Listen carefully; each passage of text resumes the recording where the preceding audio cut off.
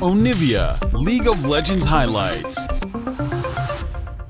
And to say an Aatrox. Yeah, I think so. I think Aatrox is the right call here for T1, considering they basically just want to take this comp and go even more all in on it. And not rely on Gnar engages, just rely on Aatrox's power in the mid game. Because you can only wrong maybe for going onto Canyon, but maybe exactly right for going into the bottom lane, as now the engage comes in onto Kellen here. The Ignite already put on, and you can see with the red buff, Kellen is just fresh meat. And down he will go. That is first blood to Owner already. And this is the kind of setup to get level 6, as now he is in position with Faker, who is going to get in here first, but the binding is good on to T1's jungler. As now the follow-up fight, they're going to try to burst down Faker, but he immediately goes in that ult, and then Owner's going to be followed up on, and that's a double kill already for Nuggery. In this top river, they get the Rift Herald as well. And we usually don't see a big change like this with just one sub in, but it's Nuggery. He's got so much experience under his belt, you know, and Birdall has spent most of the season on the bench. Yeah, it's like Nuggery just comes in with the keys to the city here, you know. Nuggery in a lot of trouble here. Actually, does not have any cooldowns. Just gonna try to get burst down, but actually he should be okay. Nearly trades it back, as he will not be okay in the end. In fact, Zeus will shut him down. See what we can get done here. Cross map, though, is what the bottom side is saying. Canyon drops down this Rift Herald, and that's going to be first turret and the extra plates here going over to the side of Damwon Kia. Ult coming through here defensively as well. Get some money back just a little bit. There's that first turret. And, I mean, this is unfortunate catching up on the farm for their bottom laner. And I think that for T1, the way they come back in this game is really just going to be a straight-up good 5v5 fight with their hard engage that they have in this composition.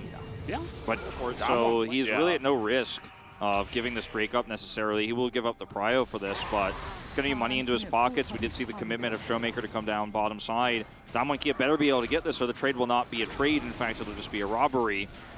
As here comes Faker from the flank. He's got a really nice position, but this teleport should be spotted. Will it be spotted on time? Faker's getting in there. They're looking for the wombo. They get into that back line, and they're going to decimate the Draven once again, as the Swain survives through a long period of time. And Nuggery is so huge in this fight, but he cannot get on top of the Kalista. And T1, they do it again, this time from behind. They're able to sweep up Damwon Kia. All it takes is just one ward. One ward teleport comes in from Faker, and they are able to not only get top turret, but top turret, Drake, mid turret, and a team fight win. 4 members of Damwon Kia falling flat on their faces here, and all the lead they had, all the advantages they had, the smooth sailing we were talking about, it all comes crashing down. Is one flank angle from Faker. He makes the play, and they just didn't know that he was coming from that side. They had a control ward put up as he was engaging with Claw. It was too late.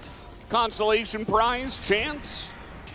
No, not even that. 2 teleports used for Damwon Kia. They're trying to get tempo on the map, trying to look for something here with the Rift Heralds.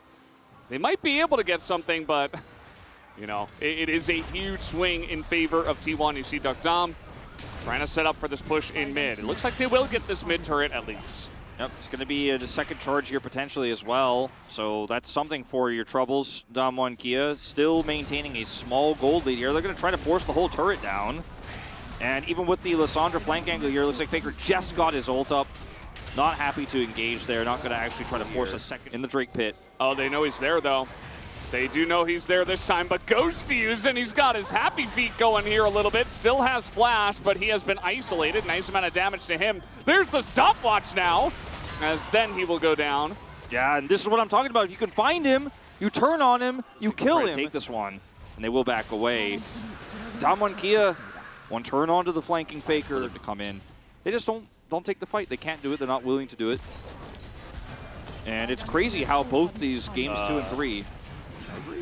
Zeus is like, fight me, you won't. And okay, looks like he just barely got out of that one. Yeah, TP does come in. Nuggery in a rough spot here. Does have teleport himself as Faker gets over the wall, and that will be a kill secured here for now the 5-0 Aatrox. That is Zeus. I don't know if they're going to be able to roll this in too much. A lot of pings, though, towards the Baron, and now a teleport used. Looks like they want to make a move. Yeah, they want to play. They want to get more control here. Damwon Kia, not a whole lot of vision here anymore on the Baron themselves. That hurt. That's some Morgana for you. You end up getting a stun. Oh! There's some money in your pocket.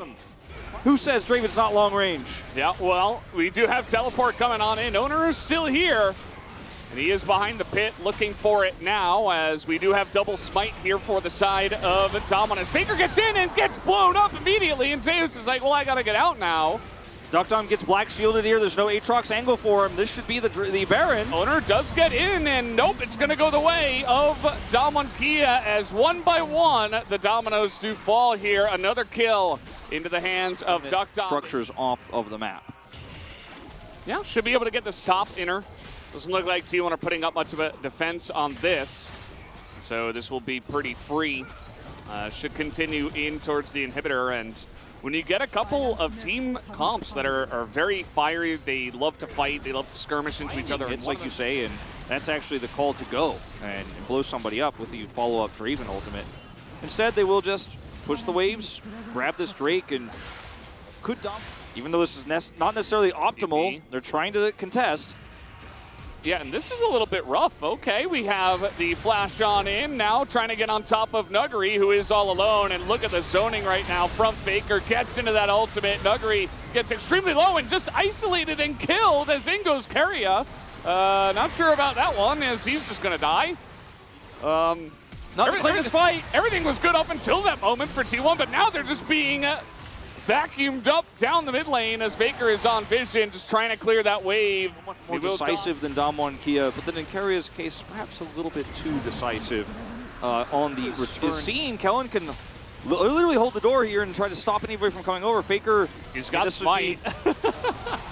Hopeful. Okay, he got around the door, but yeah, pretty clean take here from the side of Blow two people up, or the longer fight happens and Kia either blew people up at the beginning or won that fight, and Keria. Canyon is so fast.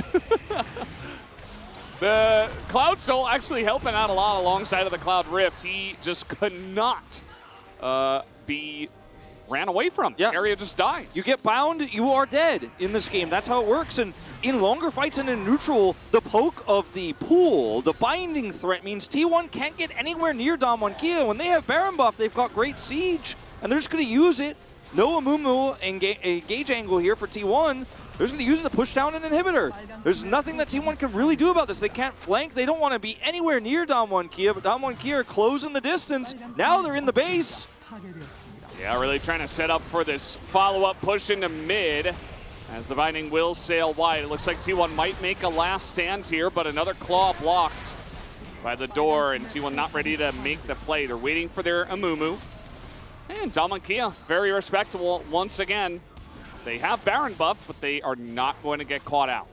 T1 just have to bide their time here somehow for 80 seconds. There's so much siege here, so much poke with these pools.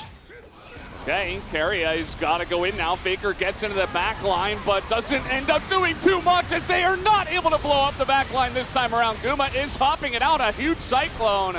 But that is not nearly enough. Feels like the wallet's a bit heavy here for the side of Kia, and they will be able to take at least one game in this series and bring us to 2-1 as Kia will push to end. Now Kia have done it, just a better setup here for fights. They got ahead. Their comp is the anti-T1 composition. Bindings were great from Canyon all game long. Out-farms Owner.